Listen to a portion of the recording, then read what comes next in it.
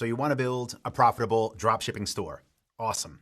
You go on Google, you type in how to dropship profitably, and you're greeted with tons of results. You have instructional videos, you got blog posts, you got podcasts. It's all there waiting for you, and you feel like I just hit the lottery. I am now going to build my very own highly profitable dropshipping store. Sounds good, right? It does sound good, but there is a problem. The problem is that there is so much information online and there are so many people teaching it, there's almost no way as a beginner to know which sources are legit and which aren't. At the same time that it's easier to find this information, it's also easier than ever to create and distribute this information. So it is entirely possible that you're going to go online and learn how to dropship profitably, but you're actually going to learn either outdated methods or methods from somebody that's never done them themselves and that doesn't know the nuances that need to be there to lead to your future success. Now, let's say you actually find somebody that knows what they're talking about. Maybe you find their content, but it's not speaking to you at your level. Maybe you're brand new to this, which is why you're looking to learn how to dropship profitably, and you have people talking about advanced topics that are beyond you and that quite simply you don't need to know yet. Listen, if that sounds like you, this is the video you want, because what I'm going to do in this video is talk to you about how exactly you can dropship profitably and what needs to be done to get the desired results. Now, for those of you that don't know me, my name is Anton Kraley. I have been building e-commerce stores myself since 2007, and I've been helping others to do the same since 2012 through my company Dropship Lifestyle, where we have coached over 10,000 members to build highly profitable semi-automated online stores from anywhere in the world. With that being said, let's get into this video where I'm going to share how to dropship profitably. Now, I should mention, when I'm talking about dropshipping profitably, I don't just mean building a store, selling a trending product with a catchy Facebook ad that's going to make you money for a couple weeks or a couple months at best. I am talking about dropshipping profitably for the long term. A store that can start getting you results in as little as 21 days, but that'll get you results in 3 months, in 6 months, in a year, in 10 years, like some of my oldest stores are still doing. This is about building something that lasts and having the method of fulfillment be through dropshipping. That is the key to profitability, to build something that can be around for years, and in this case, for me, going into decades. That is what you want, not something that you churn and burn and hope to get lucky with. Okay, so to make that happen, there are 4 main things that we need. The first one, this one's probably pretty obvious, but it is products, right? What are we gonna sell? We're selling physical products. We need to have ones that meet the right criteria so that people actually want them, so they search for them, and so that they buy them through us. Next thing that we obviously need is a store, the place where people are going to buy. Listen, we're not drop shipping on eBay or Amazon or anything like that. We're building our own stores, and we're going to talk about what goes into that and what they should look like in this video. Now, on top of a store, what do you need? I'm telling you, if you build it, they will not come. You need to have great marketing that's going to find the people that want what you have to sell and send them to your store. And you need to get traffic a very specific way from very specific sources if you want to be drop shipping with maximum profitability. Now, the final thing that goes into this equation is operations, right? This is something that is so often overlooked with new dropshippers because they just think, oh, you know what? I found this idea for a product that's going to work great. And I can do web design. I could build myself a store, and they build a store. Then they turn on ads and they get people to go to it, and maybe they even buy, right? If your operations are not on point, it doesn't matter how good you are at these things because everything will crumble and fall apart. Don't mean to be dramatic, but it's the way it is.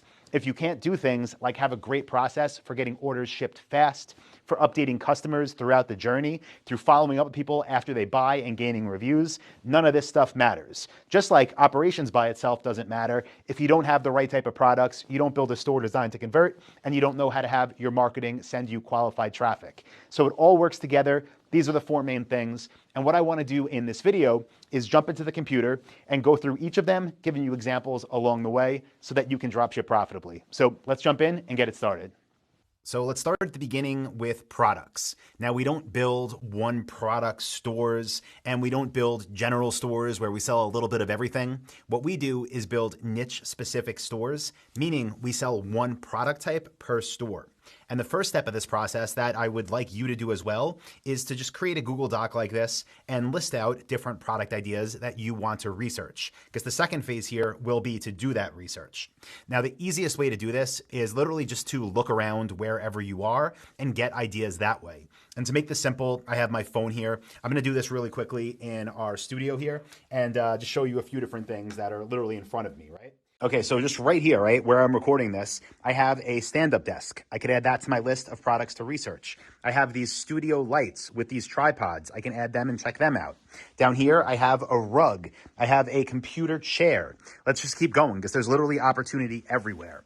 On the walls here, these sound blankets, could research those. The floor here, this laminate flooring, no reason not to research that. As I had my hand out, I looked at my wedding ring, right? Why not research wedding rings? That could be a possible niche. Bookshelf, we have different lighting here, artificial plants. Here we have brown leather reclining chairs, can add them to our research list.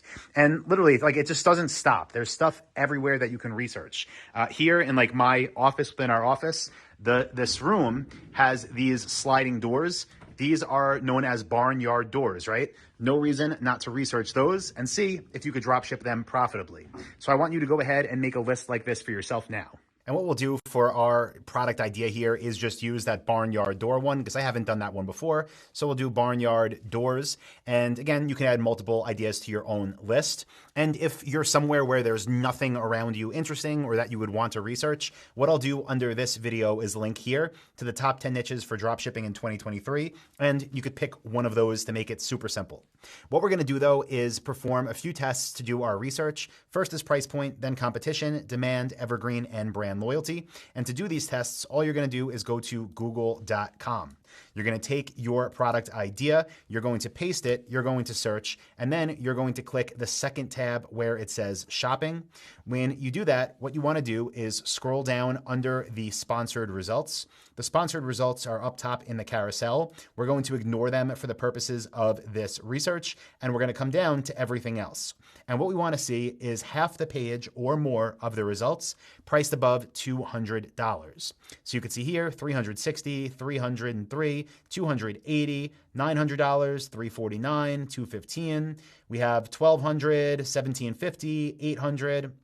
So we'll keep going down here and we have $450, $300, $440. So very clearly above $200. That is great. That means that this niche, barnyard doors, passes our price point test because the most popular barnyard doors in this example, according to Google Shopping, which is a big traffic source for us, is above $200. Great. Now, the next test that we want to do is what I call the competition test. And what we want to do here is stay on the same page we're on the Google results. Again, we're going to ignore that top row and we're going to look at everything else.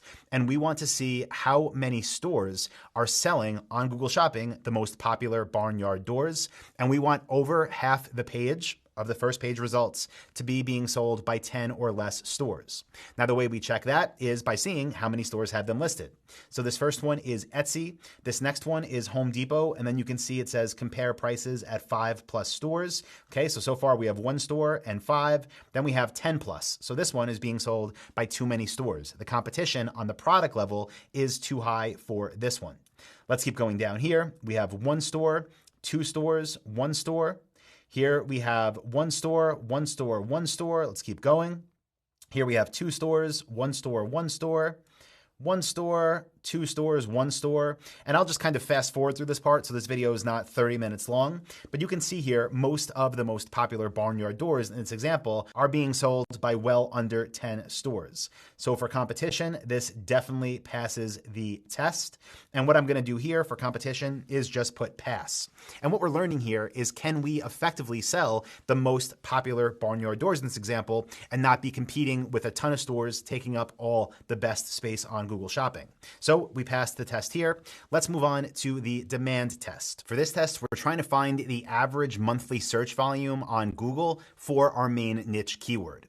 Now, to do this test, I'm going to be using the Dropship Lifestyle Keyword Research tool. You can get the same data from Google Keyword Planner inside of Google Ads, but we created this tool because to get accurate data from the Google Keyword Planner, you need to have an active account and be spending a lot of money with them, or else they give you very general ranges. So if you're a member of Dropship Lifestyle, you can use this tool here. If not, you can use the Google Ad Keyword Planner if you have an active ad account and spend money with it. So here I'm going to check United States because that's where we do business. I'm going to put barnyard doors. I'm going to click search. And the number I'm looking for here is the search volume. And you'll see here, this one is 2,400. I want more than that. We want this to be 10,000 or higher. So let me try barnyard door without the S, see if that changes it. No, it's still only 2,400. Okay, this is a bad sign. And I'm actually happy I researched this one together with you as I made this video, because what this shows me is that barnyard doors does not have enough average monthly searches. There's not enough demand, whereas I would proceed with this. So for here, for demand, I'm going to put fail. This is very important because when this happens, you have a decision to make if you want to dropship profitably. If you made the decision of just saying, you know what, 2,400 average monthly searches is enough, let's go for it, you're not going to have enough volume coming through to be able to create a full-time income. So my advice is don't go that route. Instead, either switch niches entirely, go with something else that passes all the tests, or alternatively, you can niche up a level. So something like going from barnyard doors, maybe we go to something like, let's try rustic doors. Does that have enough search volume? Let's see what it brings up here. No, only 1,900, still not enough. What if we go for, let's say, replacement doors, right? Maybe someone's buying new doors for their home. That one at 12,100 searches a month. So maybe if you still want to sell doors and you want barnyard doors to be part of your store, now you niche up a level. You're selling all type of doors that people can buy for their homes or their offices. And you know there's enough average monthly search volume where you can capture enough of the market to be able to make real money. So what I'm going to do here for our example is for barnyard doors, I'm going to go ahead here and I'm going to format it and I'm going to strike through and I'm going to make our new niche here to be doors. We're selling all types of them. Now, we would have to go back and do our research again to make sure the price point still matches, to make sure the competition is still there. For the purposes of this video, I'm going to assume that's true so we can keep moving forward. And now what we want to do is check the evergreen test. For this, we use a tool called trends.google.com, Google Trends. It is free. And what you want to do when you get here is paste your niche keyword, press enter, and then you want to change the past 12 months to past 5 years. What we're looking for here is this an evergreen niche? Is this something that sells consistently year round so that we don't build a store, make money for a few months, and then go out of business because no one's searching and buying anymore? And what we could see here is in the United States for the keyword replacement doors, it is consistent over time. We have our normal peaks and valleys, but this is in no way a seasonal or a recent trending niche. This is evergreen. So for evergreen test, this does pass. And remember, now that we switched to replacement doors, it passes there as well. So for our final test, it's what I call the brand loyalty test. And this one is really more subjective. What you want to think about here is this niche something that people already have a few go-to brands in their head that they're going to buy? And in niches like that, let's say tablets, for example, right? Someone, if they want a new tablet, is most likely going to buy an iPad, or maybe they're going to buy, I honestly don't even know what else there is. I'm sure there's some Android, right? The Samsung Galaxy tablet. People have those go-to brands. So even though tablets might pass the other criteria, it's not going to pass the brand loyalty test because customers are going to be directed towards only one or two or even a small handful of brands, where something like doors, again, this is subjective, but I'll tell you, when I'm buying a new door, I can care less who makes it as long as it meets the criteria that I need. In that example, it might be the size of it, the exact dimensions, might be the price I'm looking for, the hardware included, whether it has locks or not. Those are all things that people care about, but they don't care about the brand name. So in this case, there is no brand loyalty when it comes to doors for the masses. So this would pass the brand loyalty test as well. So at this point, if you want to dropship profitably, you're dealing with the first topic, which is products. And if you chose replacement doors, I would say congratulations, you passed all the tests. It's time to move on to step 2 for how to dropship profitably, which is building a store that people will actually buy from. When it comes to building a store, even as a complete beginner, there's a few things that you definitely want to focus on. And the first one is realizing that 85% plus of your traffic, of your website visitors, are going to be first-time visitors. They're going to be finding you because of how they searched for the product they want. They either typed in your product name, a brand name, a SKU number. They saw, most likely, your Google Shopping ad, and they went to your website, landed on a product page. Again, it's the first time they're ever hearing about your company. So how do you get them to choose you? Through store design. Well, we have to build trust, and we also want to introduce urgency so that people are more likely to make the decision sooner rather than later. So to make this section pretty simple,